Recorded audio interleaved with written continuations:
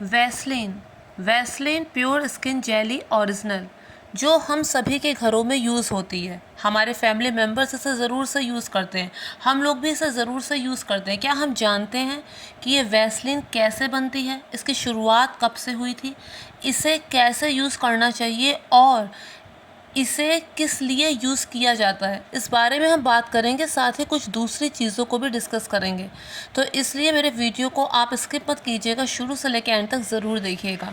और अगर आपने अब तक मेरे चैनल को सब्सक्राइब नहीं किया तो मेक श्योर मेरे चैनल को सब्सक्राइब भी कर दीजिए।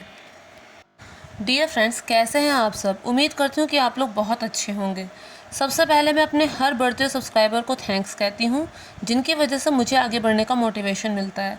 फ्रेंड्स, आप लोगों के जो भी सजेशन है मुझे कमेंट बॉक्स में लिखकर बताइए। मेरे बीते शॉर्ट्स वीडियो कुछ आपको ठीक ठाक लगे और मेरा एक वीडियो आप लोगों को शायद पसंद नहीं आया, जबकि वो सबसे आसान और ज़ीरो कॉस्ट था। अगर आपने अब तक उसे नहीं देखा है तो प्लीज़ आप लोग देख लीजिए। वो पूजा ऑर्गेनाइज़र और टेबल ऑर्गेनाइज़र था, जिसमें मेरा लगभग ज़ीरो सामान लगा है।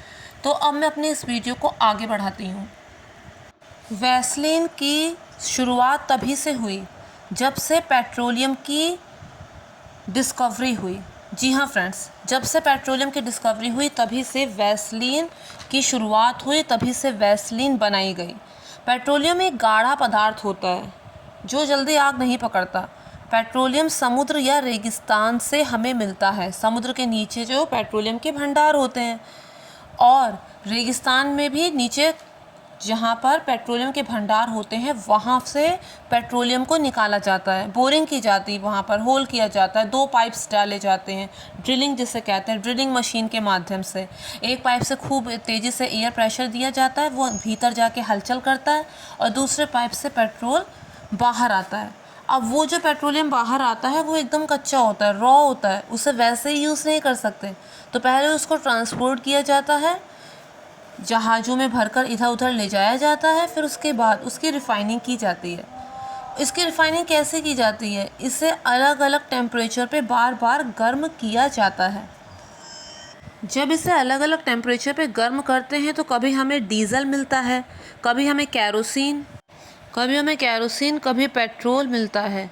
जैसे जब हम दूध को अलग अलग टेम्परेचर पे गर्म करते हैं तो हम उसके साथ अलग अलग विधियां परफॉर्म करते हैं। तो कभी उसी दूध से हमें दही, कभी उसी से हमें पनीर, कभी उसी से हमें घी, तो कभी हमें कुछ और मिलता है। तो ठीक वैसा ही पेट्रोलियम के साथ होता है।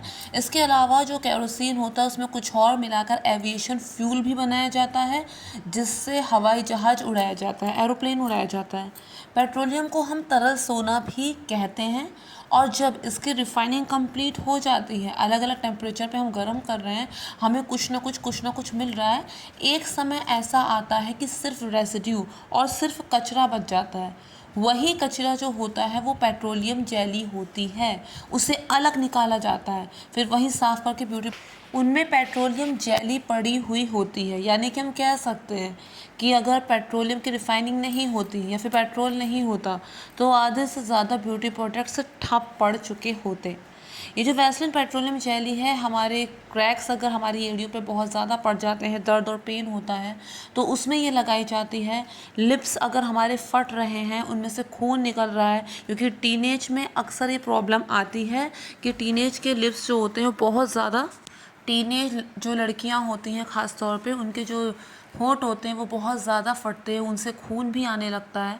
और कई बार तो ऐसा होता है, हमेशा ही ऐसा होता है, आप कह सकते हैं कि बार बार उन्हें अपने होठों को चाटना पड़ता है। उस समय उन्हें कोई समझ नहीं होती कि क्या कैसे किया जाए।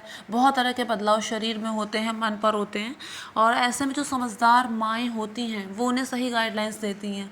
लेकिन कुछ माएँ बहुत ज़्यादा टॉक्सिक होती हैं, सब नहीं, रेयर ऑफ द रेयर एक आध, वो उल्टे उन्हें ट्रोल करती हैं, उन पर एलिगेशन लगाती हैं, उन्हें उल्टा सीधा बोलती हैं। बच्चा सीधे तरीके से कोई बात पूछ रहा है तो उसे इतना ज़्यादा आहत कर देती हैं, मतलब उसकी ज़िंदगी बर्बाद करने में अहम भूमिका निभाती हैं।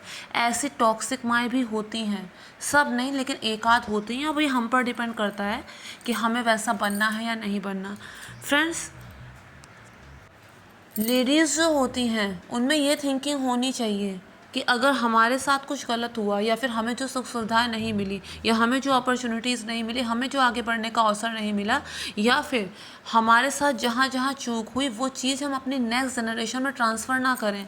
लेकिन बहुत से ladies rare of the rare, या फिर आप कह सकते हैं कि एक आध ऐसी निकल आती जो ऐसा सोचती हैं कि नहीं, हमारे साथ जो हुआ हम अगली पीढ़ी में भी वही ट्रांसफ़र करेंगे। अभी हम पर निर्भर करता है कि हमें किस तरह की माँ बनना है। आगे चल के हमारे बच्चे भी हमारे बारे में गलत ही बोलें, हमसे नफ़रत करें, या फिर हम दूसरों के लिए मिसाल बन जाएं।